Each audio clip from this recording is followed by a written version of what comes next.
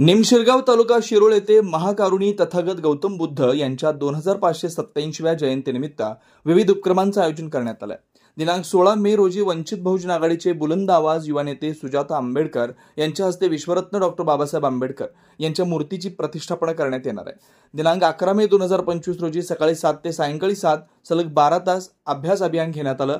या अभियानाचं उद्घाटन डॉक्टर बाबासाहेब आंबेडकर यांच्या प्रतिमेचं पूजन निमशिरगावचे सरपंच सौ अश्विनी गुरव यांच्या हस्ते संपन्न झालं.